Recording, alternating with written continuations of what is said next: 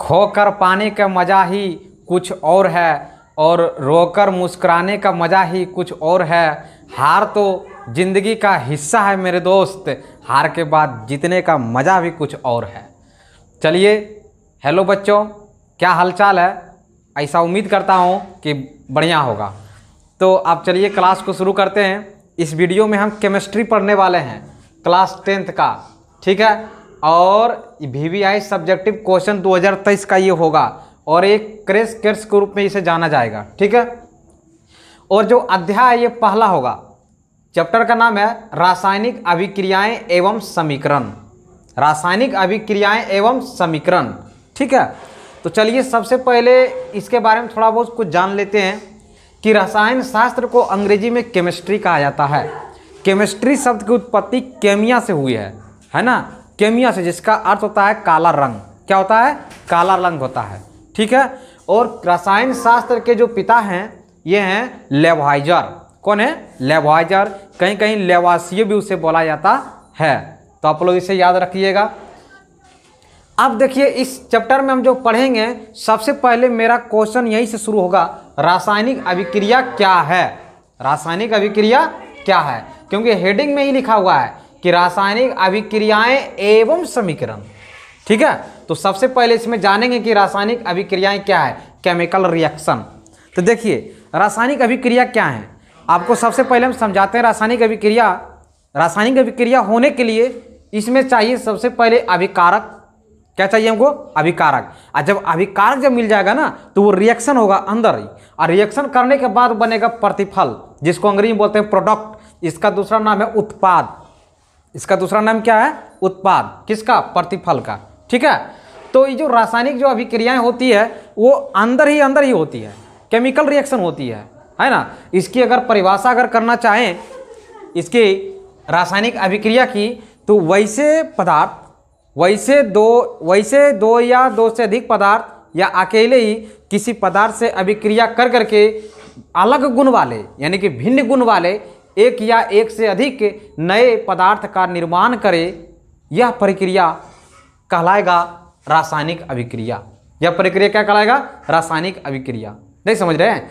मतलब जब कोई पदार्थ अकेले ही या किसी अन्य पदार्थ से अभिक्रिया कर करके, आप लोग कॉपी में नोट करते भी जाइएगा, हम बोल रहे हैं उसका डेफिनेशन, इस पर हम यहाँ लिखेंगे, टाइम बहुत लगेगा, है ना। वैसी जब कोई पदार्थ अकेले ही या किसी अन्य पदार्थ से अभिक्रिया कर करके भिन्न गुण वाले एक या एक से अधिक पदार्थों का निर्माण करता है, तो यह जो पदार्थ जो निर्माण होता है जिस विधि के द्वारा, इस विधि को बोलते हैं हम रासायनिक अभिक्रिया। लिख लिए? चलिए, तो ये आपको समझ में आ गया होगा कि ये रासायनिक अभिक्रिया क्या है। रासायनिक अभिक्रिया में देखिए, एक तरह से इस तरह समझते हैं, नया पदार्थ कैसे बनता है। अब आपको हम बताते हैं। देखिए, ये है पानी है, ठीक है, ये पानी है। उसके बाद ये देख रहे हैं इसमें नमक है, ठीक है। तो नमक का सूत्र NaCl होता है। अगर इस नमक को इस पानी में अगर डाल देंगे और इसको इस तरह इसको हिला देंगे, तो ये विलयन बन जाएगा। क्या बनेगा? विलयन।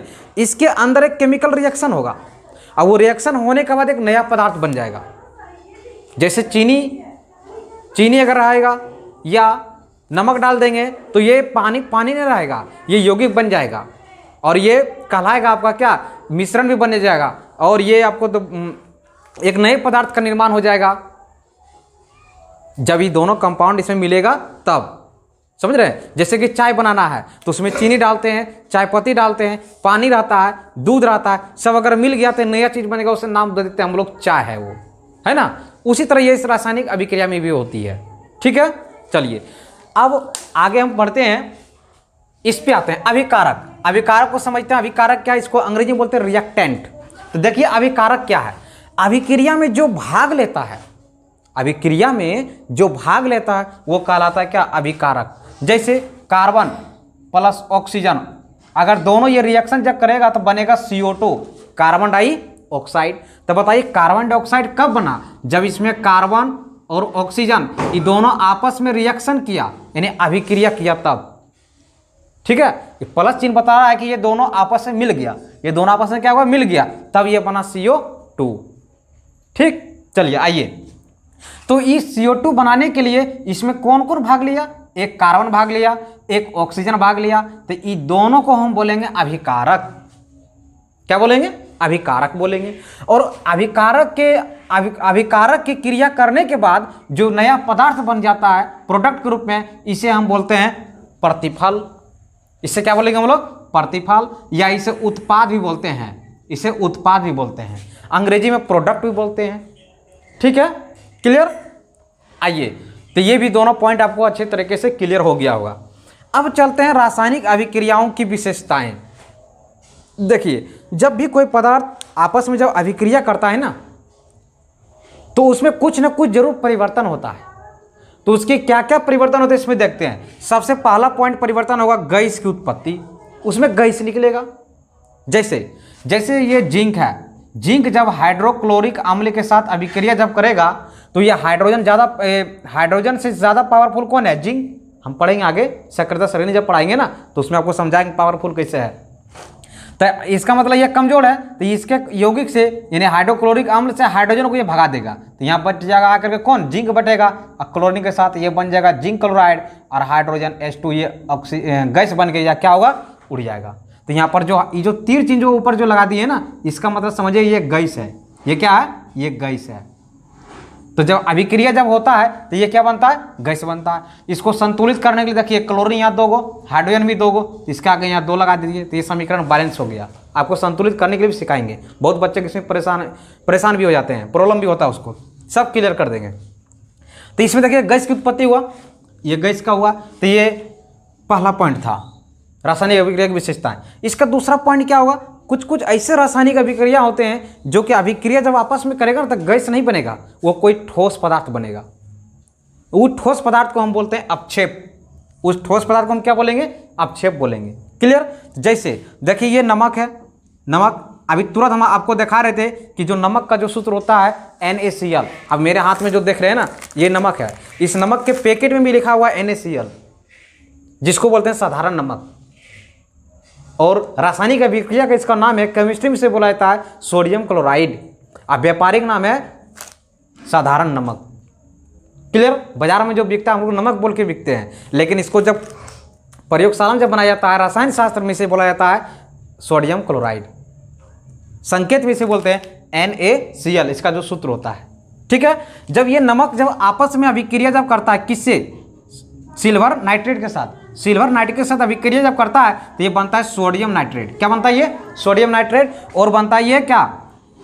Silver chloride. सिल्वर क्लोराइड ये जो बनता है ये अपक्षेप बनता है। इसके नीचे देखो एक तीर चिन्ह ऐसे लगा हुआ है, इसका मतलब ये नीचे बैठ रहा है, पेंदे में जाके नीचे क्या रहा? बैठ रहा है। जैसे कि ये पानी है, ये पानी है ना, इसमें जो भी कचरा होगा कहाँ बैठेगा? पेंदे में ना बैठेगा, यहाँ नीचे में बैठ जाएगा।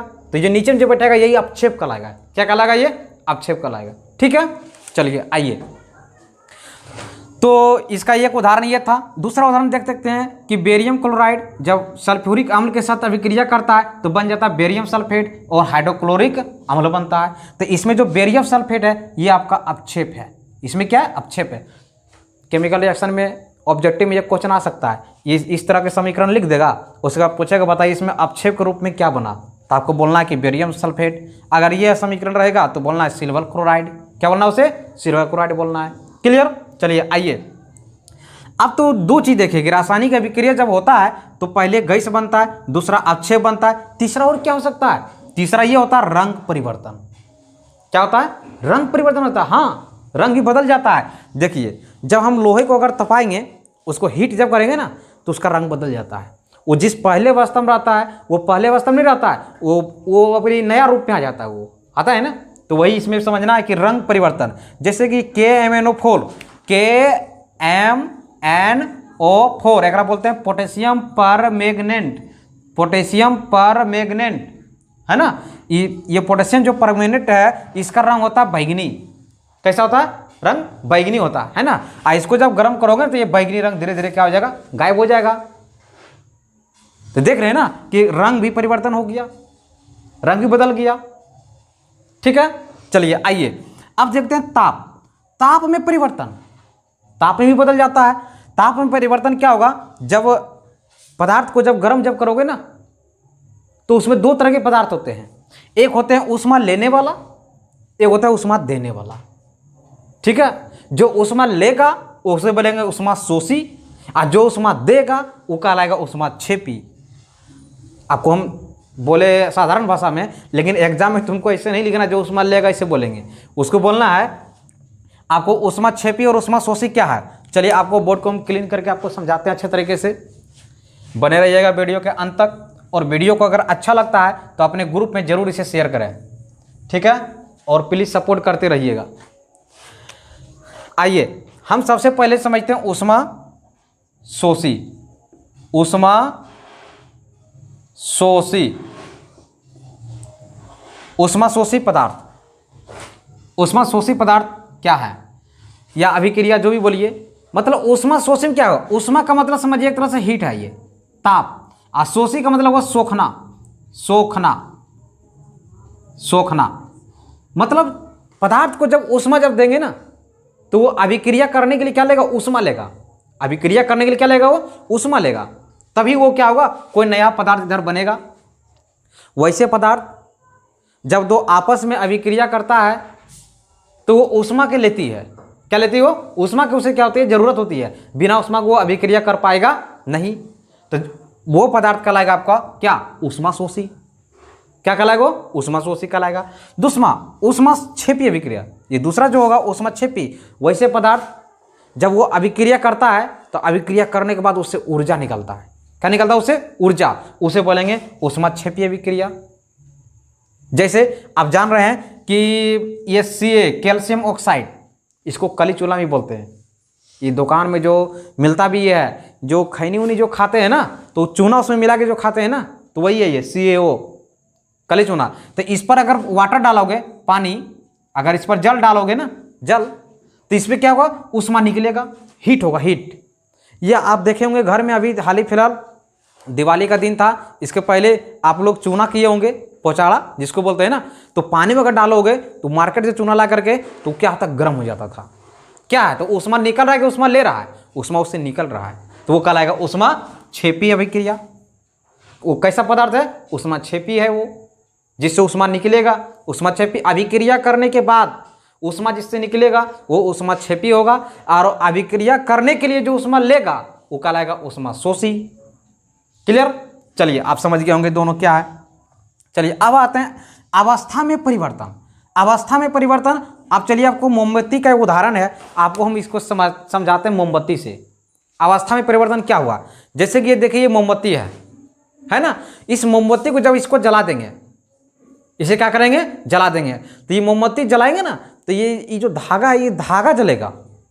क्या जलेगा, इसमें धागा जलेगा, ना कि ये जलेगा। ये मोम में ये पिघल जाएगा, ये पिघल के क्या होगा, नीचे नीचे गिर जाएगा। तो अवस्था बदल गया ना, पहले ये ठोस अवस्था में था, अभी देखिए कैसा ये ठोस अवस्था में है ना, ये अभी ठोस अवस्था में है। जब इसको हीट जब करेंगे ना, हीट यानी गर्म जब करेंगे ना, तो ये क्या होगा, ये पिघलना शुरू करेगा, यानी कि ये द्रव अवस्था में बदल जाएगा। कौन अवस्था में बदलेगा, द्रव अवस्था में बदल जाता है, और ये जल करके गैस अवस्था में बदल जाता है, कुछ भाप बन के उड़ जाता है ऊपर। समझ रहे हैं ना, तो ये किस में होगा, अवस्था परिवर्तन होगा। किस में होगा, ये अवस्था परिवर्तन में होगा। ठीक है, ऐसा उम्मीद करते हैं कि आपको बहुत अच्छे तरीके से ये समझ में आया होगा कि अवस्था परिवर्तन है मोमबत्ती इसका सबसे बेस्ट उदाहरण है। चलिए तो फिर हम आगे अब चलते हैं अगले पॉइंट पे।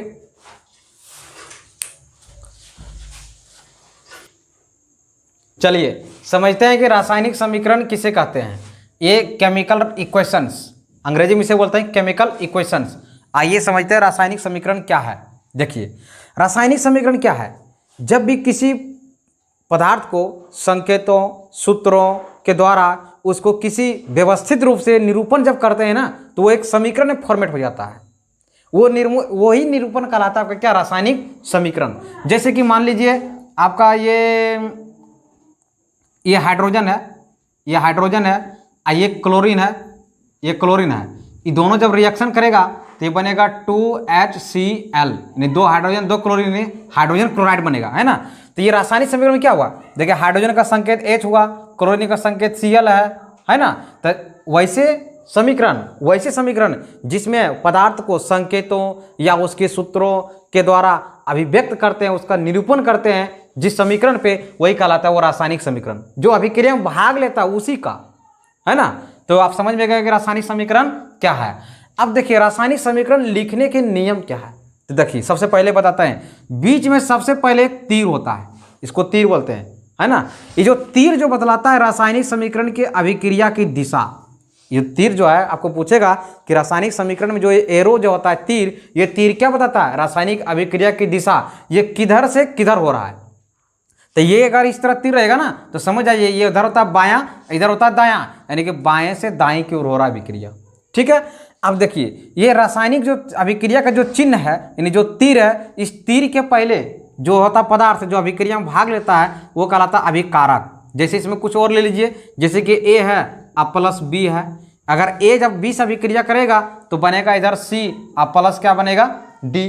तो ये जो ए और बी जो है ये कहलाएगा आपका अभिकारक। ये क्या कहलाएगा, अभिकारक। ये आपका होगा अभिकारक होगा। इसमें जो है रासायनिक समीकरण लिखने के लिए इसमें बीच में क्या लेते हैं, चिन्ह प्लस का लेते हैं, यहाँ पर प्लस का चिन्ह लेते हैं, माइनस का नहीं लेते हैं, माइनस का नहीं लेना है, ठीक है, बीच में प्लस लेते हैं, तभी दोनों अभिक्रिया करें। प्लस लेंगे मतलब मिला रहे हैं, मिला रहे हैं मतलब दोनों अभिक्रिया करेगा मिल करके ना, कि घट करके करेगा, इसलिए यहाँ पर प्लस चिन्ह लेते हैं। अब ये तीर चिन्ह इसलिए लेते हैं कि दिशा व्यक्त करने के लिए, कि जब आपस में जब मिला तो ये चीज़ बन गया, तो ये आपका कहलाया प्रतिफल। ये क्या कहलाया आपका, प्रतिफल कहलाया, या इसे उत्पाद बोलिए, उत्पाद। अंग्रेजी में इसे प्रोडक्ट, इसे अंग्रेजी में क्या बोला जाता है, प्रोडक्ट बोला जाता है, ठीक है। तो देखिए रासायनिक समीकरण के बाईं ओर, रासायनिक समीकरण के जो बाईं ओर होता है वो अभिकारक होता है, और रासायनिक समीकरण के जो दाईं ओर होता है वो प्रतिफल होता है, यानी वो उत्पाद होता है। ये एरो जो बताता है अभिक्रिया की दिशा को बताता है, रासायनिक अभिक्रिया की दिशा को बताता है कि ये किधर से किधर हो रहा है। तो सबसे पहले रासायनिक समीकरण के जो लिखने जो नियम है, हम लोग सबसे पहले जो पदार्थ जो अभिकारक जो भाग लेगा, अगर एक अभिकारक होगा तो प्लस चिन्ह देने की जरूरत नहीं है, अगर दो अभिकारक होगा तो उसके बीच प्लस का चिन्ह लगाना है। क्या लगाना है, प्लस का चिन्ह लगाना है। और अभिकारक को हमेशा तीर के बाईं ओर रखना है, किधर रखना है, बाईं ओर, यानी कि एक पॉइंट के उधर रखना है, इधर ये इधर एरो की तरफ नहीं रखना है। और ये दोनों जब रिएक्शन जब करेगा तो जो नया पदार्थ जो बनेगा नया, वो इधर होगा, एरो के बाद होगा, वो दाईं तरफ होगा, ठीक है। तो आपको समझ में आ गया होगा कि रासायनिक समीकरण लिखने के जो नियम है आपको बुझा गया होगा कि किस तरह इसको व्यवस्थित करना है। हम इसके बाद वाले वीडियो में पढ़ेंगे, इसके बाद वाले वीडियो में पढ़ेंगे कि रासायनिक समीकरण को संतुलित करने का कैसे संतुलित करेंगे, है ना। रासायनिक समीकरण को कैसे संतुलित करेंगे, इसके बाद वाला वीडियो में हम आपको क्या करेंगे इसमें बताएंगे, ठीक है। तो मेरे प्यारे विद्यार्थियों सभी को धन्यवाद। बस इतना ही इस वीडियो में, फिर मिलेंगे हम नेक्स्ट वीडियो में। इतने ही खुशी, इतने ही उमंग और इतने ही जुनून के साथ, सिर्फ आप लोगों का सपोर्ट चाहिए। बार बार यही बोल रहे हैं, सिर्फ सपोर्ट, ठीक है। जय हिंद, जय भारत।